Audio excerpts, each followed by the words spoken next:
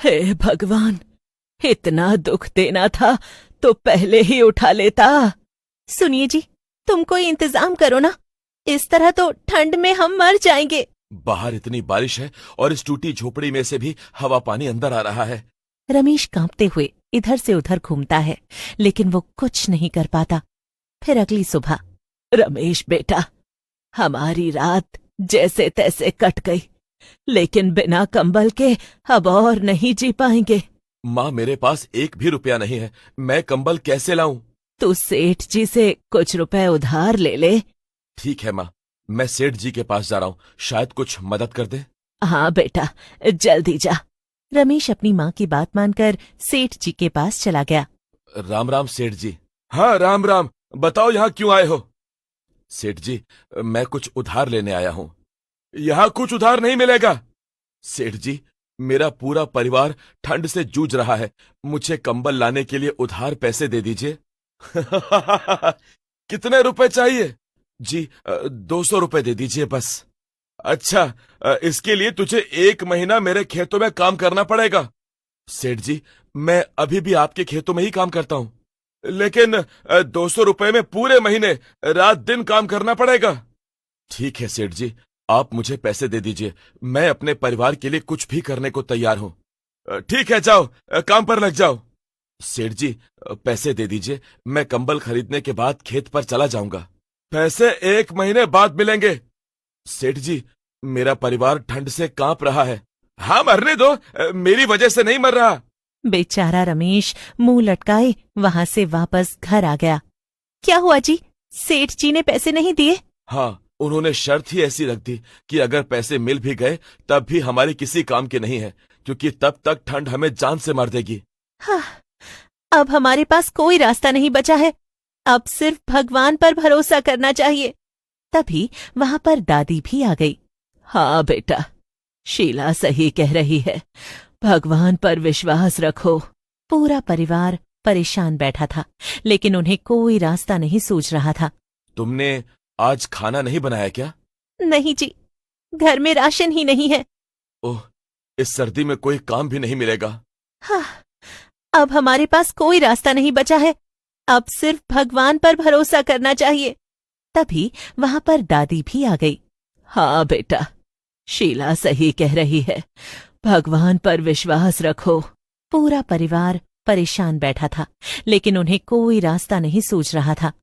नहीं जी, घर में राशन ही नहीं है। हाँ जी, ठंड के साथ साथ भूख से भी हमें लड़ना है। मेरे पास एक चांदी की चूड़ी है, तू उसे बाजार में बेच कर आ बेटा। पैसे से हम चाय की दुकान खोल लेंगे और शायद उससे सब ठीक हो जाए। हाँ माँ, और ठंड में चाय की दुकान भी खूब चलेगी। ये काम तुम आज ही करो और जो पैसे बच जाएं उससे कंबल ले आओ। रमेश की थोड़ी परेशानी दूर हुई, उसके चेहरे पर थोड़ी खुशी आई। वो बाजार चला गया, उसने दुकान पर जाकर चांदी की चूड़ी बेच दी और उससे जो भी पैसे मिले चाय की टपरी लगाने का सामान खरीद लिया और कंबल भी खरीद कर घर ले आया। तुम आज से ही दुकान चालू कर दो, मैं तुम्हारी मदद करूंगी। हाँ, सही कह रही हो। रमेश ने चौक पर जाकर अपना चाय का काम जमा लिया। अभी भी ठंड बहुत ज्यादा थी, तो चाय देखकर ठंड से कांपते हुए कुछ लोग उसके पास आए। अरे भैया, चाय मिलेगी? हाँ जी, अभी लेकर आता हूँ। ये लीजिए भैया, गर्मा गर्म चाय। हाँ, ठंड ही इतनी है, अब ये चाय थोड़ा सहारा देगी। ग्राहकों ने चाय पी और खूब तारीफ करके वहां से चले गए। इसलिए रमेश ने अपनी पत्नी शीला से कहा, देखो, धीरे धीरे सब ठीक हो रहा है, इन लोगों को चाय भी बहुत पसंद आई है। हाँ जी, और मैं ये चाय दादी के नुस्खे से बना रही हूँ, इसीलिए ये सबको पसंद आएगी। जी। तब तक दूसरा ग्राहक भी आ गया। रमेश ने उसको भी चाय दी। वो भी चाय की चुस्कियों के साथ खूब तारीफ कर रहा था। ये देखकर रमेश और शीला बहुत खुश थे कि जैसे वो अपना दुख भूल ही गए हों। आज थोड़ी अच्छी कमाई हुई है, तुम ऐसा करो, बाजार जाकर राशन ले आओ और खाना बना लो, आज हम पेट भरकर खाना खाएंगे। शीला वहां से चली गई। रमेश काम पर लगा रहा। वहीं दूसरी तरफ सेठ बहुत परेशान था। रात को सेठ के घर पर, रमेश खेत पर चला गया ना? जी नहीं सेठ जी, वो सुबह से ही नहीं आया। लगता है ठंड में खुद भी मरेगा और परिवार को भी मारेगा, तभी काम करने से जी चुरा रहा है।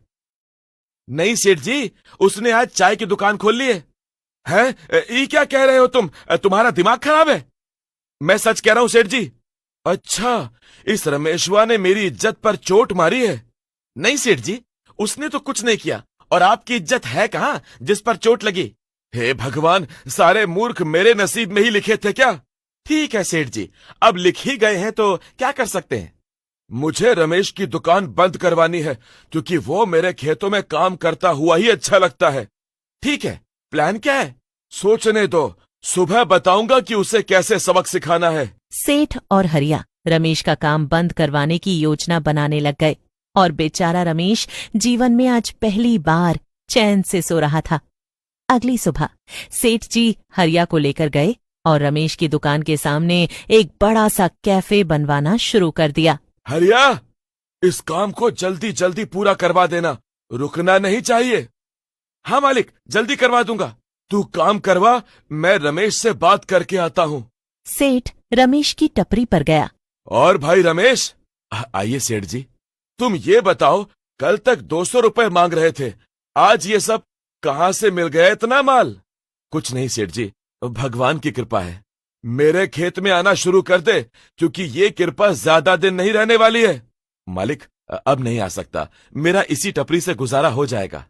मैं तेरी ये टपरी बंद करवा कर रहूंगा। मालिक, मैंने आपका क्या बिगाड़ा है जो आप ऐसा कर रहे हैं? तू खुद से बंद कर दे। सेठ रमेश को धमकी देकर वहां से चला गया, लेकिन उसे कुछ भी समझ नहीं आया कि अब वो क्या करे। वो बेचारा दुखी मन से चाय बनाने लगा। कल वाले ग्राहक आज भी वापस आए।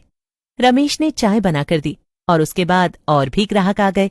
दूसरे दिन ही रमेश के पास बहुत सारे ग्राहक आ चुके थे, जिससे एक ही दिन में उसकी कमाई काफी अच्छी हो गई और जल्दी से सारी चाय बेचकर वो अपने घर चला गया। जल्दी आ गए तुम, क्या हुआ? चाय नहीं बिकी क्या? नहीं, आज तो समय से पहले ही सारी खत्म हो गई। अरे वाह, फिर तुम इतने दुखी क्यों हो? क्या हुआ? कल से तो सब अच्छा हो रहा है, फिर तुम ऐसी बातें क्यों कर रहे हो? रमेश ने शीला और अपनी माँ को सेठ की सारी बातें बताई। तू चिंता मत कर बेटा, वो सेठ एक जगह से दुकान बंद करवा सकता है, लेकिन हमारे हाथों का जादू नहीं छीन सकता। तू चिंता मत कर, सब सही हो जाएगा। उस सेठ को आने दे, फिर खुद कमाल देखना। माँ की बात सुनकर रमेश ने चैन की सांस ली। फिर दुकान पर अगले दिन रमेश ने फिर से अपनी टपरी लगाई और चाय बेचने लगा। उसकी टपरी पर काफी भीड़ थी और रौनक भी। ये देखकर सेठ अंदर से बहुत दुखी था और उसे जलन हो रही थी। हरिया, मजदूर बढ़ा दो, रात को भी काम करवाओ, लेकिन मुझे कल दोपहर तक सारा काम चाहिए। हमारा चाय कैफे कल से ही शुरू होगा। जी ठीक है सेठ जी, मैं इसे करवाता हूँ। हरिया और सेठ काम पर लग गए और अगले दिन तक सारा काम खत्म करके उसने अपना कैफे भी खोल दिया। कैफे दिखने में काफी अच्छा था। हरिया, तू बाहर जाकर सबको अंदर बुला और बता कि आज पहले दिन हम फ्री में चाय पिला रहे हैं। लेकिन सेठ जी, ऐसे हमारा बहुत नुकसान हो जाएगा। अरे मूर्ख, इसे रणनीति कहते हैं। आज फ्री में पिएंगे, कल पैसे देकर पीने आएंगे। अच्छा सेठ जी, मैं अभी बुला कर लाता हूँ। हरिया बाहर जाकर आवाज लगाने लगा। आइए आइए, मुफ्त की चाय पीजिए, कोई पैसा नहीं देना है। अरे भैया रहने दो, आज तो उस बड़ी वाली दुकान में चाय पीऊंगा। टपरी पर बहुत पी ली, और वो भी फ्री में। चलो भाई, सब चलो। सभी लोग उठकर चले गए। बेचारा रमेश उदास होकर खड़ा हो गया। ये देखकर सेठ ने रमेश की तरफ देखा और उसे चिढ़ाया। रमेश चुपचाप घर चला गया।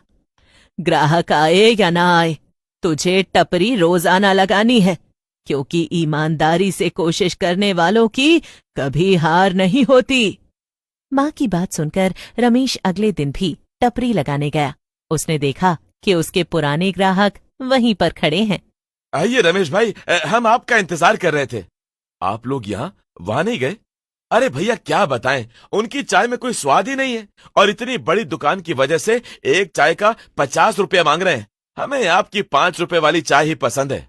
मैं अभी गर्मा गर्म अदरक वाली चाय बनाकर देता हूँ। रमेश ने सभी को चाय पिलाई सेठ रोजाना नई नई तरकीब लगाने लगा, लेकिन कोई भी उसकी दुकान पर नहीं जाता था। रमेश का काम बहुत अच्छा चल गया और ऊपर से ठंड का कहर भी खत्म हो गया।